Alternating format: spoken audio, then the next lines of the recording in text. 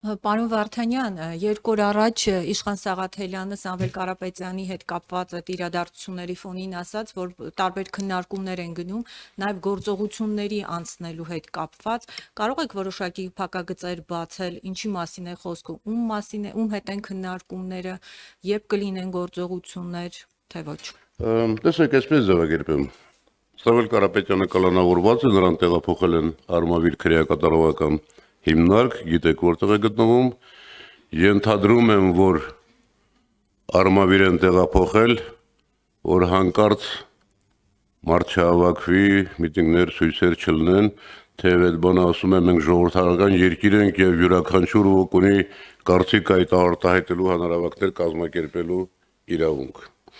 Արդեն իսկ փաստաբանական խումբը աշխատում է, դուք վստահ եմ տեղյակ եք, որ նաեւ ամենավատ սահմանափակումներն են արել, նույնիսկ պատգամավորները իրավունք չունեն այցելելու Սամվել Կարապետյանին, միայն փաստաբանները եւ մերձավոր ազգականները։ Փաստաբանական խումբը այսօր աշխատում է, ես վստահ եմ, որ եթե արդեն չեն արել, կներկայացնեն միջնորդագիր վերաքննիչ դատարան։ Փաստաբանական խումբը ես վստահ եմ կհամալրվի եւ իսկապես հայ եւ պրոֆեսիոնալ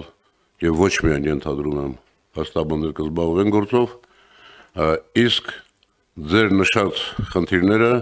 այսօրի ընթացքում բնականաբար կլինեն քննարկումների մեջ եւ շատ բան կախված է նաեւ իհարկե պարոն Կարապետյանի հետագա մոտեցումներից, հետագա կարծիքներից։ Այնպես որ ես նկարագրեցի, թե ինչպես ավարտվեց Սաակաշվիլու իշխանությունը, ենթադրում եմ, վստահ եմ գրեթե եւ ասացի, որ Սամվել Կարապետյանը ուժեղ կամային եւ հայ մարդ է եւ որևէ նման հիստերիկ քայլերով զսպել հնարավոր չի լինելու։ Այսքանը։